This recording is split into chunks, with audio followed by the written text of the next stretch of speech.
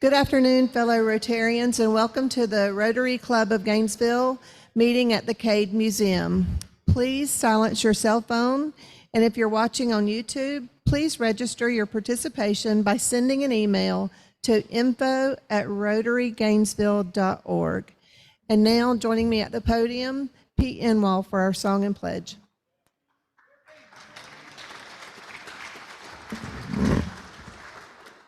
And the joke.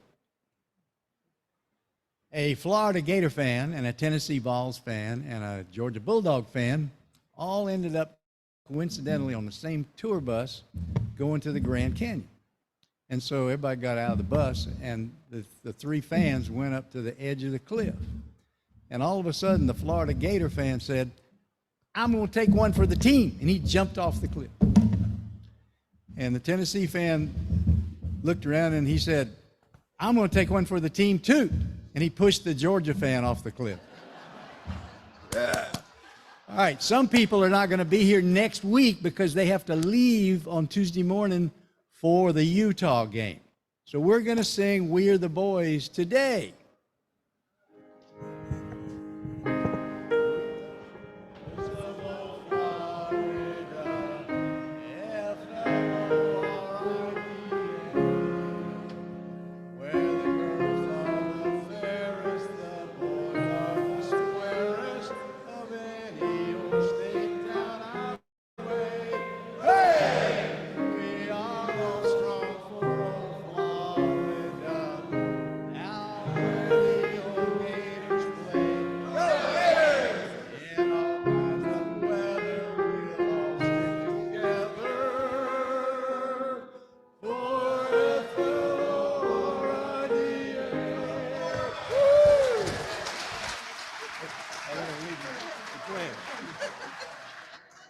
Will you join me in pledging allegiance to our flag? I pledge allegiance to the flag of the United States of America and to the republic for which it stands, one nation, under God, indivisible, with liberty and justice for all. Thank you, Pete. And now for our invocation, Lori Vidal.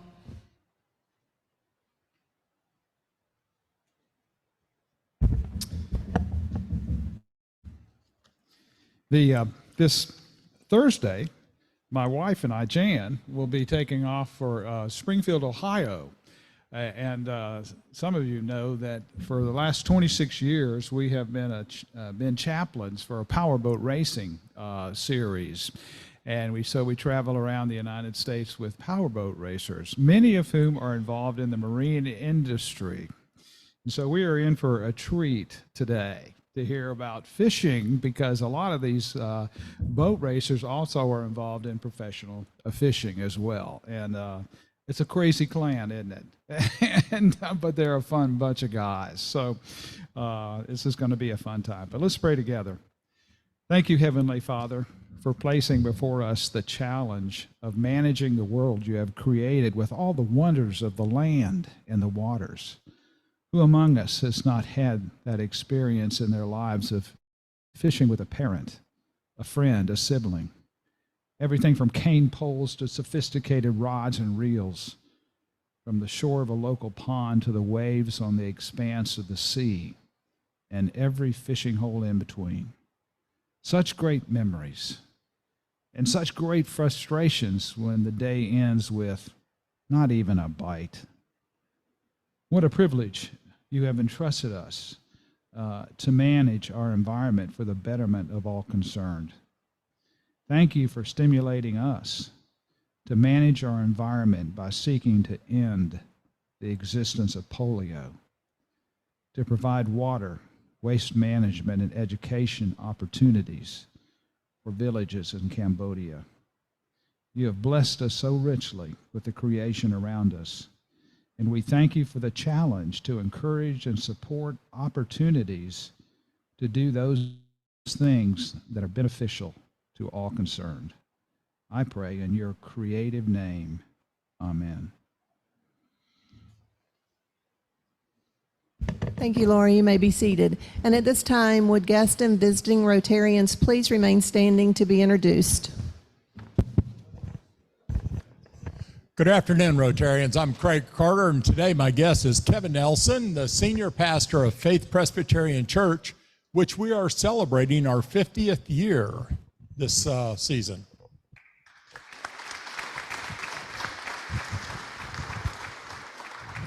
Fellow Rotarians, I'm Randy Caton, and I'd like you to meet my son, Stephen. Welcome.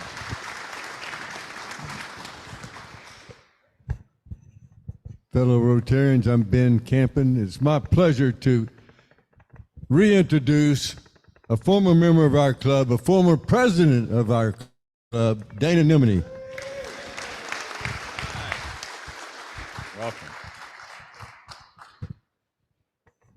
Good afternoon, fellow Rotarians. I'm Billy Dodd, and I'd like to introduce Jackie Alexander, our Manager of Business Development for Community Hospice and Watermelon Grower Extraordinaire.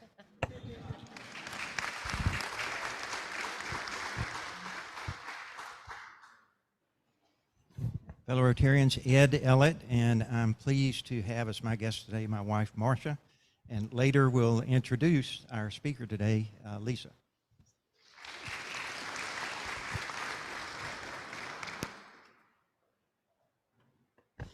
Good afternoon. I'm Guy Jopling, and I am super excited today to be able to introduce our inbound exchange students that our club is hosting. We've got Jackie from the Netherlands.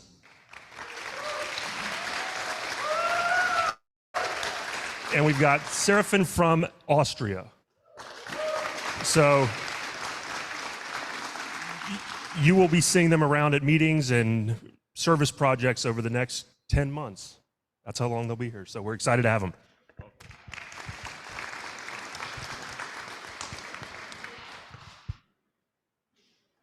Welcome, everyone. We're so happy you could join us here today at Rotary. And now for an announcement, Jacob Atim.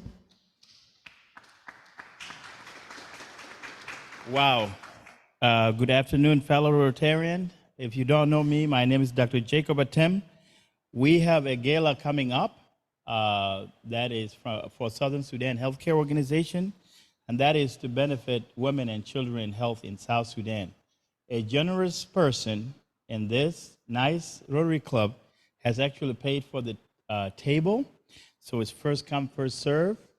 If you are free, we have 10 tickets. I will be right there later, and please get your tickets, and I would love to see Rotary Club of Gainesville table there, and thank you for the support.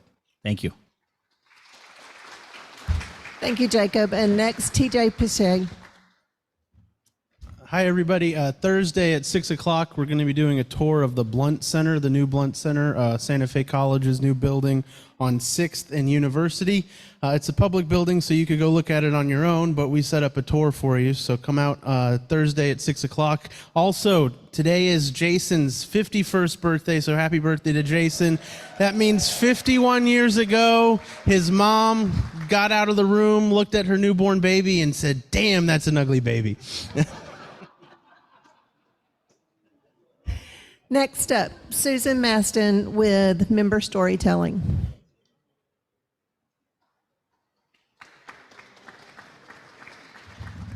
Hello, everyone. Today is in our new tradition of storytelling, started by Mary Crane, backed up with Randy Caton, and we have a surprise story I think you'll love today. Before we begin, I believe we've all noticed there's a little break between our visual and our sound and how our lips move with what we had to say on the screen. So I encourage you to just find something wonderful to watch, like the speaker's eyes, and help us get through that. Do you know that feeling when you walk into someone's home and you immediately sense the well-being there, the stories? You walk around the corner, up the stairs, down the hallway, into each space.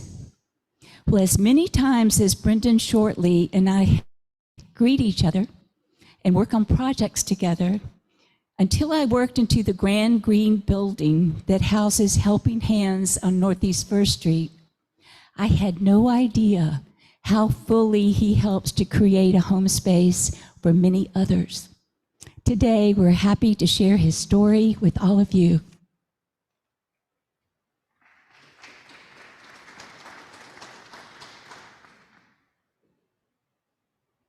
Brendan shortly. In terms of background quickly, I was always struck by the needs of the people that I saw in the streets especially, but anybody who was trying to make themselves better and could not get a leg up and had a bad, deck of hands, a bad hand given to them when they started early in life. Maybe they started off with a bad upbringing, bad childhood, or just were out on the streets down their luck. I wanted to help people who wanted to help themselves.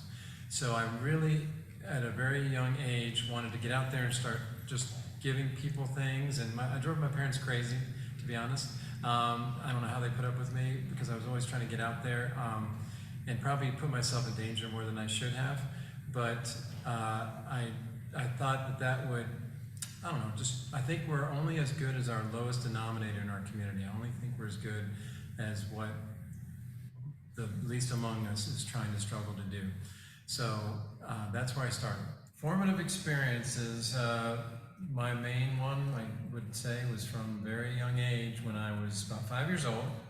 And my mother was very vigilant about when I would get sick and noticed that my cough was a little different than a normal cold and was deeply troubled and took me to the doctor. And the doctor said, it's just a cold, he'll be fine in a week. Said, go back home, he'll be fine. You're being alarmist. Well, a week later, I was in an oxygen tent in the hospital from pneumonia, and I almost died. And that's the moment I noticed or realized that I could do a better job maybe, or I could try and care a little more, or at least be more thorough. And that sort of put the bug in my ear to keep in my ear and my desire to be in the medical field. So I pursued that and came to the University of Florida. And when I came here as an undergrad, there were no free clinics in town to help the underserved, the poor, none at all, which is surprising for a top-flight medical school to have no charity care in town for the most needy in our community. So that's how Helping Hands Clinic was born, and I'm with it to this day, some 30 years later, and it has fulfilled me. And along the way, we of course founded Grace Marketplace to help even more people, but not as directly focused on medical care, but we give everything out. We give supplies, we give meals, whatever they need. And I'm proud of the fact that I had a little tiny something to do with bringing homelessness down from 2,100 down to about 700 now. One of the only communities in the country to do that, and maybe I had 1% to do with that, I don't know, but my point is it's something I'm very proud of, and I can die a happy man knowing that at least we did something good for this community. And I'm one of those ridiculous fools who thinks he can change the world, so I'm not giving up on that yet either.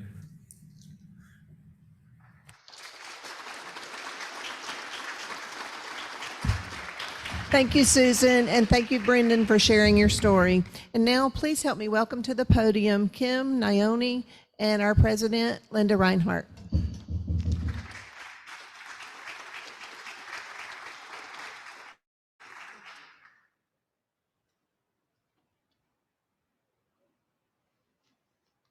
Well, good afternoon, fellow Rotarians. Kim Naioni here, and part of the RI International Foundation Committee.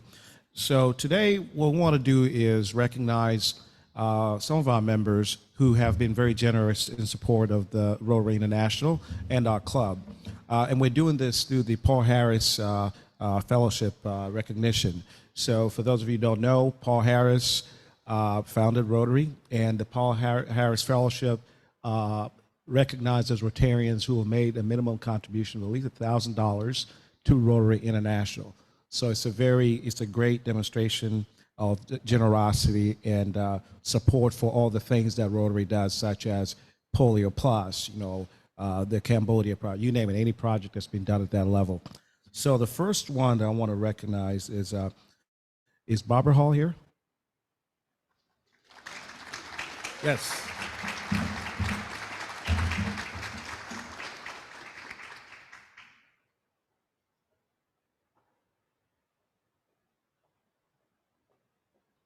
So Barbara is receiving her Paul Harris +2. There you go, yes. Next up, Pizza Bill. Get up here.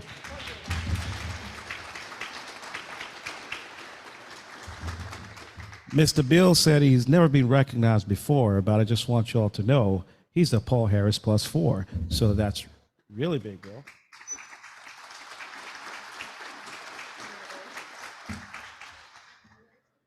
Next up, Susan Crowley.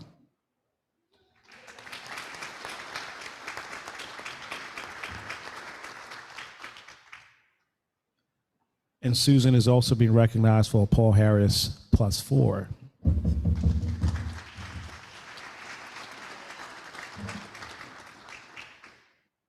Dana Miller.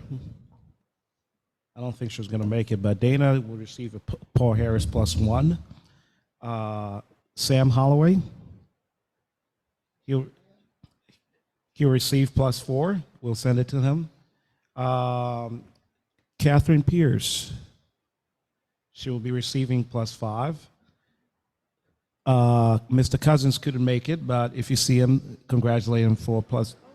Oh, there we go. Tom Cousins. Tom, the other one. The better one or the other one? Yes. And lastly, Emmett Goodman will be recognized for +6. Buddy.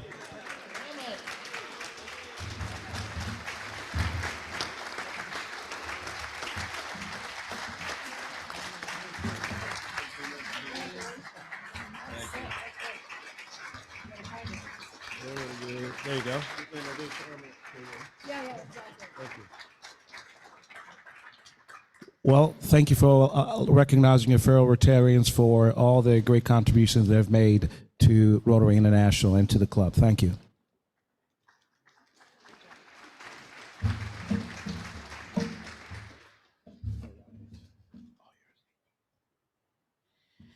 All right, now we've gotten through the business. I do want to take a moment to recognize Kim for really diving into helping us with recognizing our Paul Harris Fellows. Unfortunately, today is his last meeting. He is going to be moving to Buffalo to assume a position in Buffalo. So we've got him virtually for a couple more weeks, but I really want to thank him again and recognize him for being a great member to our club, and he's going to be transferring out of our club once he gets settled up in Buffalo. So thank you, Kim, for...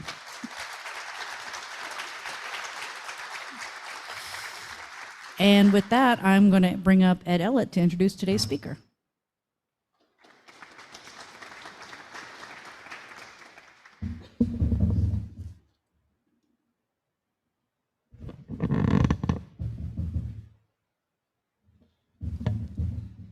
The Coastal Conservation Association of Florida, founded in 1965 with the purpose to advise and educate the public on the conservation of marine resources. If you are an organization formed to protect and conserve Florida's wonderful, expansive coast and its world-class resources, who would you want on your team? Someone recognizing the importance of clean water, habitat, and wildlife. Someone who works to conserve and enhance marine resources and coastal environments. Someone balancing those two items above with the quality of life for people, food, beach, fishing, lodging, business, who's an excellent people person, who can bring together diverse interests for end goal they all have in common. Today, I'm very pleased to introduce a key member of the CCA team, affectionately known as the Queen of Conservation, a seasoned angler. In 2022, she was enshrined in the Florida Sports Hall of Fame as its first angler athlete, a guest host of various television and radio fishing shows annually, and the tournament director of the CCA Florida Star Summer Family Fishing Tournament, Lieza Fitzgerald. Lieza, please come up. CCA did a good job.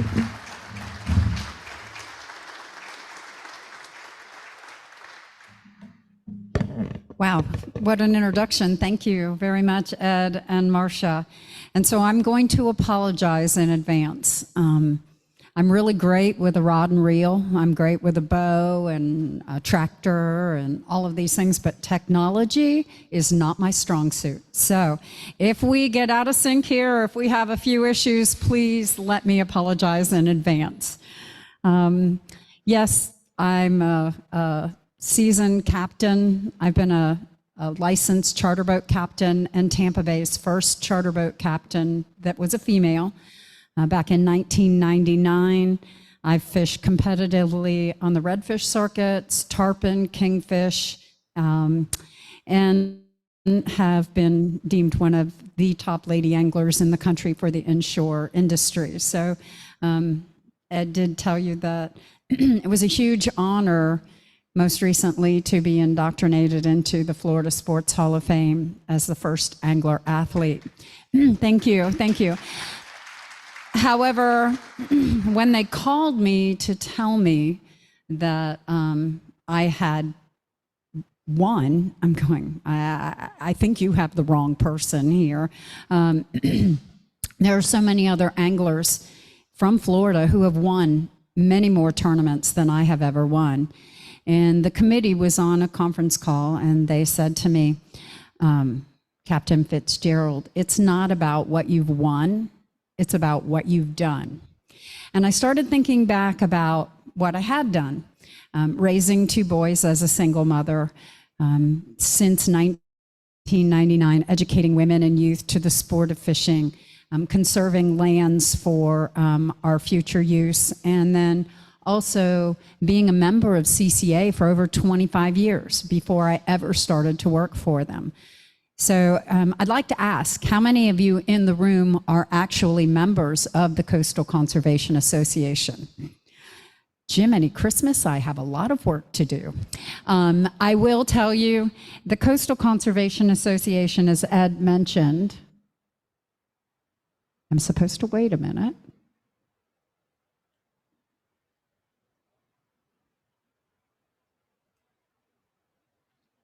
Aha.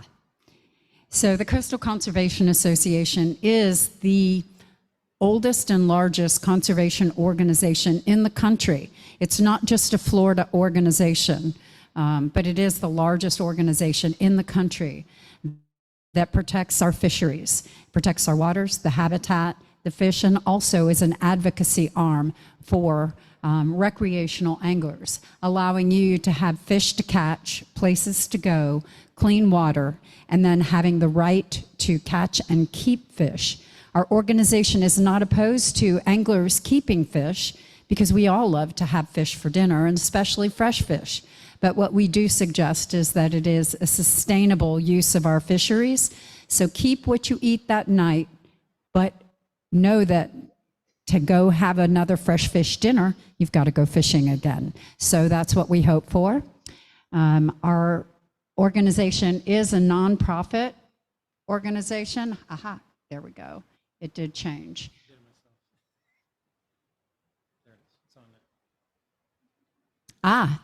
There we go.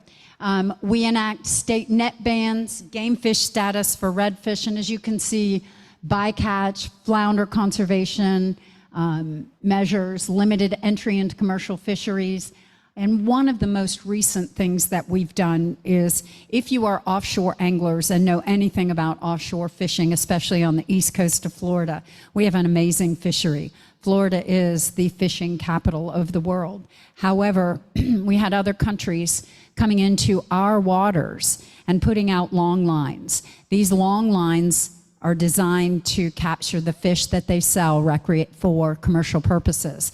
But long lines, if you've ever set a trot line as a kid, are non-discriminate. They catch sharks, they catch turtles, other species of fish, and that is considered bycatch, and bycatch is something that is disposed of. With CCA's help, we were able to keep long lines from coming into our state waters and federal waters, and so we no longer have long lines on the east coast of Florida, which protects, which protects our fisheries. If we look at the Gulf Coast of Florida, we've worked very hard with our shrimp trawlers. We all love to use live shrimp when we go fishing.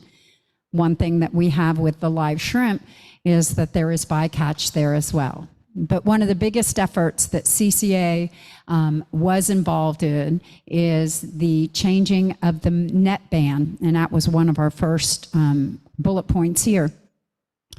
Mullet fishermen were able to go out with boats and encapsulate an entire school of mullet. In that school of mullet, we all know as anglers that predatory fish live and feed on mullet. Well, when you encapsulate a school of mullet, you not only encapsulate juvenile redfish, trout, tarpon, snook, you also encapsulate the adults. In order to harvest the mullet, those nets are pulled onto the boats, and they are not picked through, and the fish, the big fish, the redfish, the trout are not thrown back overboard. They're left as bycatch. And as I said, bycatch kills these fish.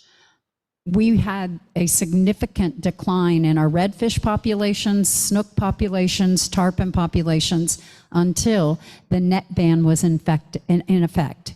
And that has changed the way that you see our fisheries today.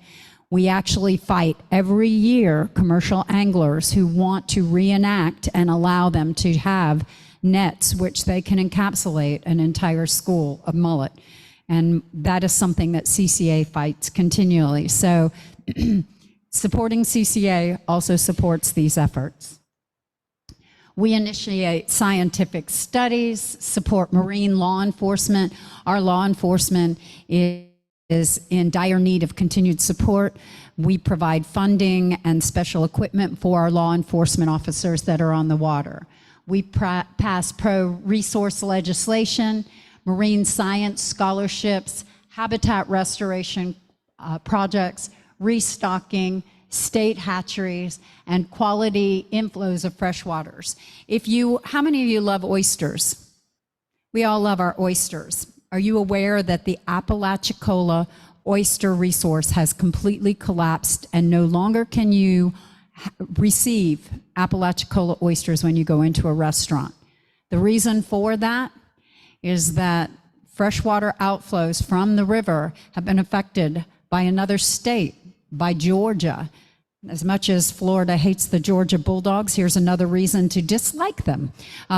They keep our fresh waters from flowing out into Apalachicola, and that has caused the complete demise of our oyster fisheries there. CCA has now established another program where we will be replanting oysters in that area and giving new freshwater inflows. And we also have a huge lawsuit against the city of Atlanta. In order for us to continue to have fresh water, they are going to have to find other ways to get fresh water besides taking it from the river and affecting everybody downriver. Move on. Restocking efforts. We all know about red tide. Our restocking efforts have been huge.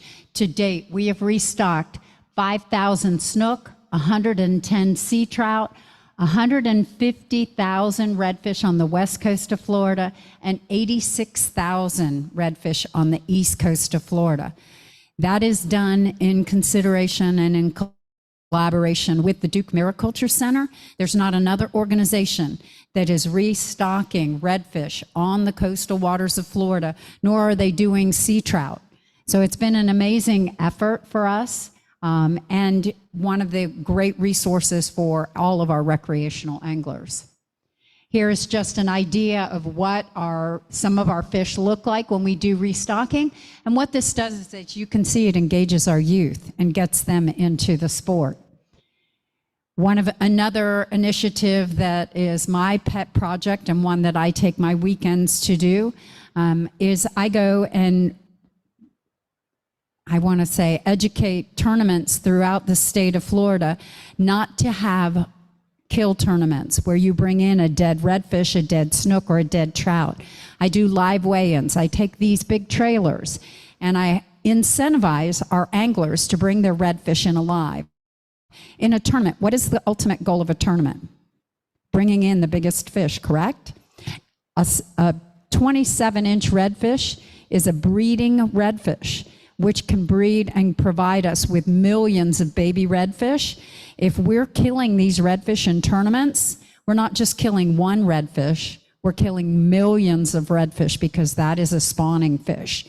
On the east coast of Florida, I've been able to save over 1,200 redfish in the last 3 years. On the west coast of Florida, over 800 redfish, and these are all breeding size redfish. So it has made a significant impact in the amount of redfish, snook, and trout. We are also turning tournaments into catch, photo, and release. Just take a picture of your fish, and you can give us the size of your fish. We do polygraph examinations, so you aren't able to cheat in the tournaments. So it really is a great opportunity for us to improve our red fisheries. Coastal cleanups, speaking of which, September the 16th in Steinhatchee, if you want to participate. There is at the CHAG from 8 to 11 in the morning. CCA is hosting with CHAG a coastal cleanup. In the past 5 years, every year we've cleaned up. We started out the first year with close to 5 tons of garbage that we removed from the coastal waters of Steinhatchee. We then have moved that up, and last year it was close to 10 tons of garbage that was removed from the coastal waters. That's from the river, the Steinhatchee River, and the surrounding areas. So you can get involved either on foot or on boats and clean up your waterways. Youth fishing clinics. We initiate youth clinics all over the state of Florida. I'm from Sarasota, and of the Sarasota area, I've initiated 4 different middle school fishing clubs, and we have 40 and 50 kids. We do another project in Citrus County called Bookline and Thinker, where we have every 5th grade class in Citrus County that comes through a program to learn about conservation, sustainability, and what happens with fishing. And then they're half day in a classroom and half day on a boat catching fish. We hope we hook some new anglers that way.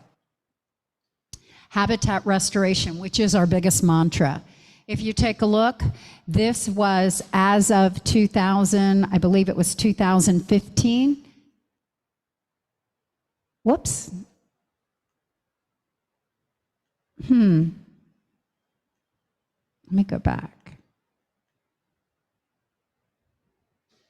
I apologize. This is, there should be, my map is wrong, but there is 43 different projects that we have done in the Florida area throughout our coastal waters.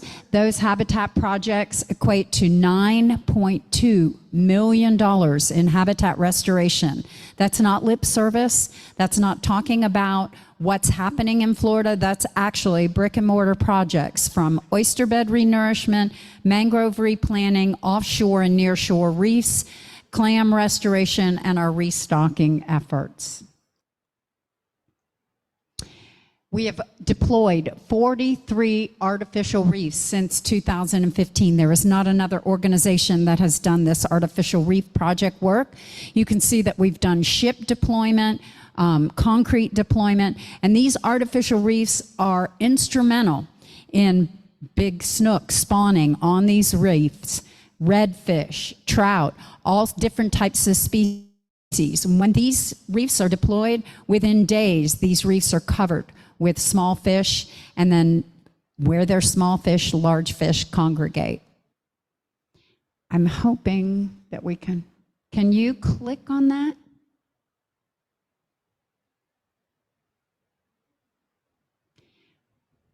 So what we wanted to show here is the deployment, and look at the number of boats and the amount of individuals that we have engaged in these different projects.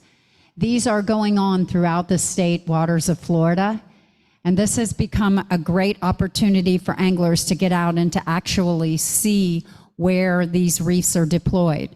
I would tell you, if you're an offshore angler, our reefs are actually listed on the CCA Florida Star, on the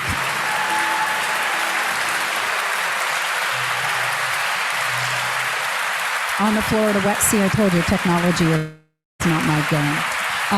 They're listed on the website. They're not listed anywhere else. So if you find yourself going out to reefs that are heavily fished, go to our website and you can find our reefs. And not a lot of people know about them, so you have the opportunity to fish some areas where you might not have a lot of competition. the 90-plus habitat restoration projects that we've completed since 2015. Our shoreline stabilizations, as I mentioned, trash cleanups, mangrove plantings, acoustic programs where we go out and we listen for where our trout are spawning, and we can determine where those trout spawn. If you've ever caught a trout and you hear them grunting, when they spawn, they actually make a grunting sound, and we can learn where the spawning aggregates are and determine areas where we have to make sure that we have protection for these fisheries so that we don't have destruction of those areas. Our oyster recycling program is the largest oyster recycling program in the country. We have 90 tons of oysters that we have gathered with our volunteers throughout the throughout the state of Florida. We have volunteers that go to the different restaurants that have participated in this. We gather those spent shells. We take them out to a location where they're deployed out onto the ground. They're cured in the sun. And the reason for that is that these shells could have living, viable organisms on them. When we put them in the sun, they're cured for 6 months, and then we are able to deploy these. So what you have here is, as you can see, all of the oyster shells, they're then bagged. And we give these shells to universities, to different organizations, and we redeploy them in the water. If you are not familiar with oysters, oysters actually deploy their spat or their babies out into the water, and they float until they find something viable to attach to. With cement, it takes up to 3 weeks for a viable oyster spat to attach to it. But a oyster spat can recognize debris, shell, its parents, and it's in its DNA to connect to a shell. So when we redeploy the shell, the oyster spat connects within 3 days. So in order for us to actually repopulate an area, it's smarter to put out the shell than it is to put out these concrete different oyster domes. And what we've done is we started to crush the oyster shell to put it into the cement so that we can create these oyster domes and increase the amount of area that we can have oysters growing. I don't know if we can get this.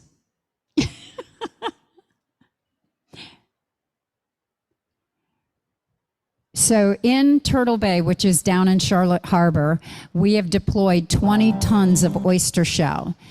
On a reef that was completely decimated, there was no oysters there. So I'll let you see this deployment.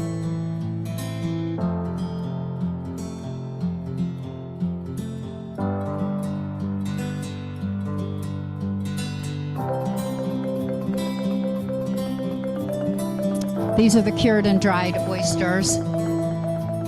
We had a company, Abbott Construction, that donated their times and their equipment to load up the shell. We put it on a barge, and then we had to take the shell out and deploy it on this reef. It's at the entrance of Turtle Bay in Charlotte Harbor. To date, it now has over 40,000 tons of oyster shell that has been deployed. We're catching redfish, trout, snook, and other sport fish on this reef. It is the largest oyster deployment project in the entire state of Florida. It's one of our pride and joys, and it is one program. It took us 3 years to get permitting and able to do this reef.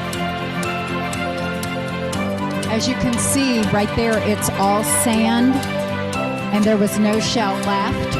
We came in and deployed all of the shell, and now it had almost every single mound is completely covered with baby oysters. 80% of a redfish's diet comes from organisms that live on oyster bars.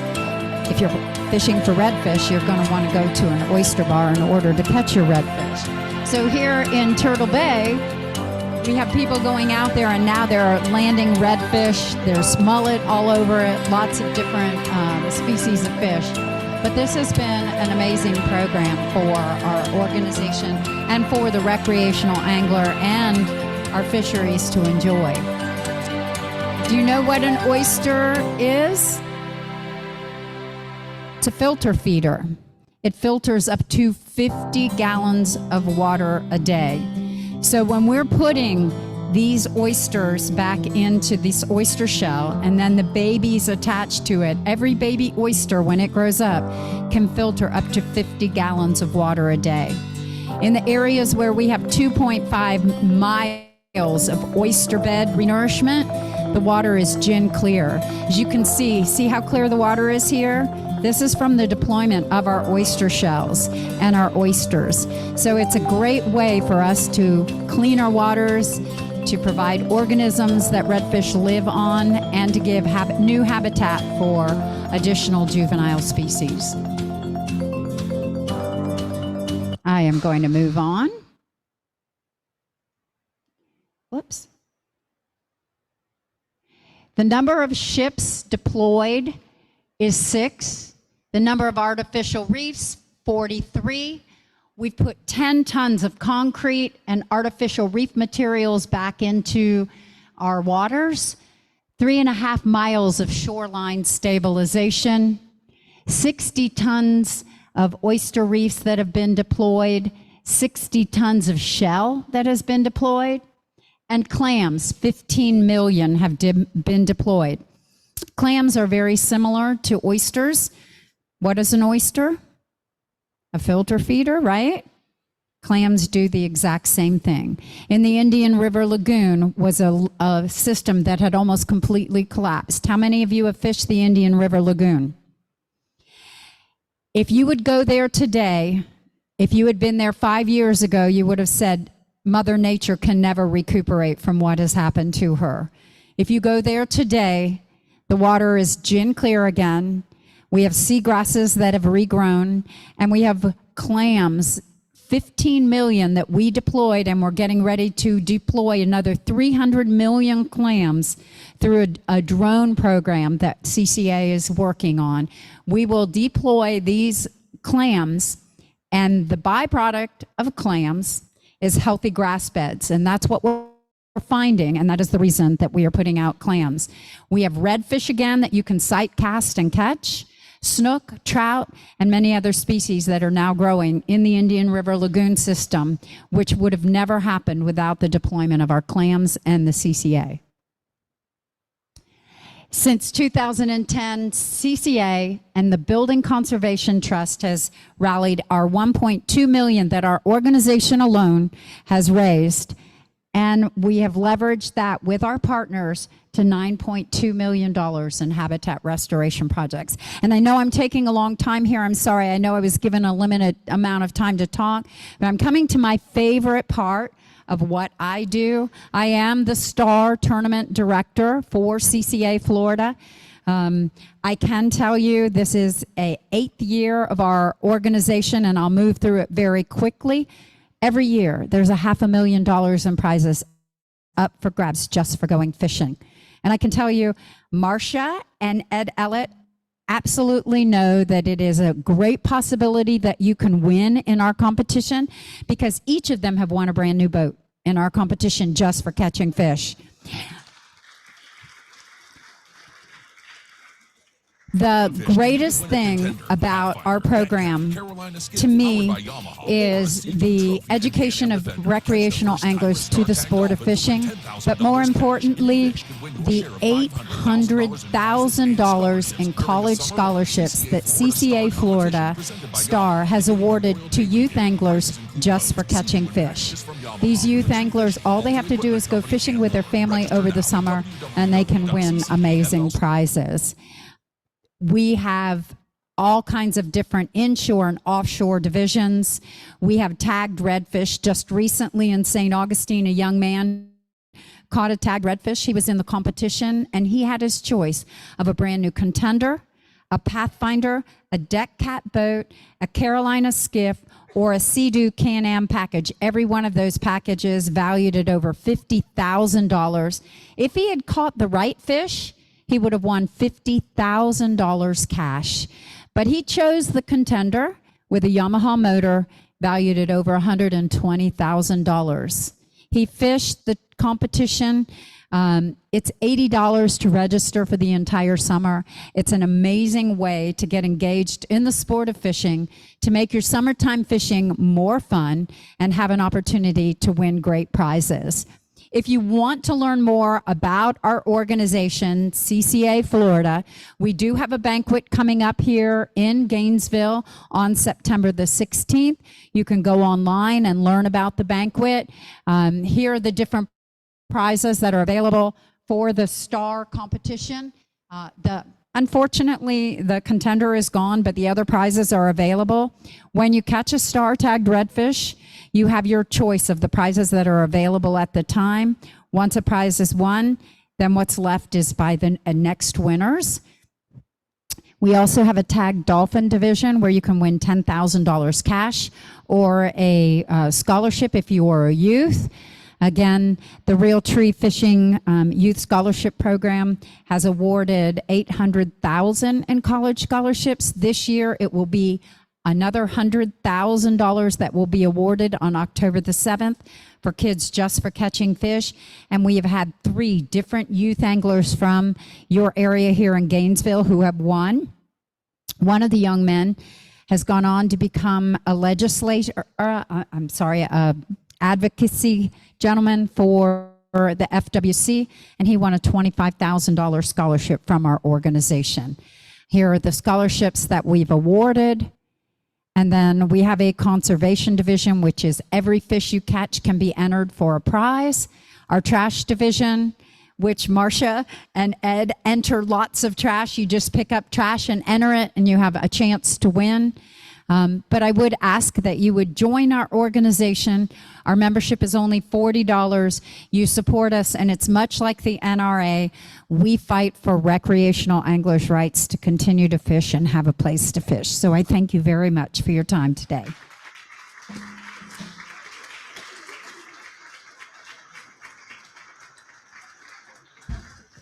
Thank you very much. Hopefully, maybe if people have questions, you'll hang around a little bit afterwards. Also, I would like to, in recognition for you speaking today, we're going to present you with a certificate. We're going to make a donation in your name to the Bread of the Mighty Food Bank. So I'll give you that. So for next week, our speakers are Jennifer Nicole Woodward and Aaron Maneri from the UF Cancer Center. They'll be coming to talk to us about the great work that's going on over at the UF Cancer Center.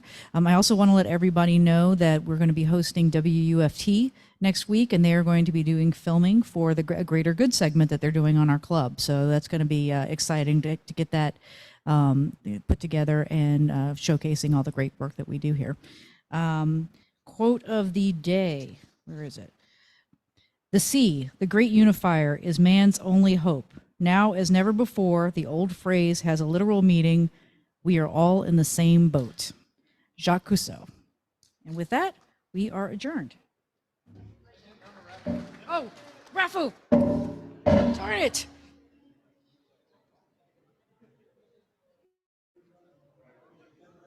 I knew I'm going to screw it up at some point. 765. Raffle number is 765. Now we're adjourned.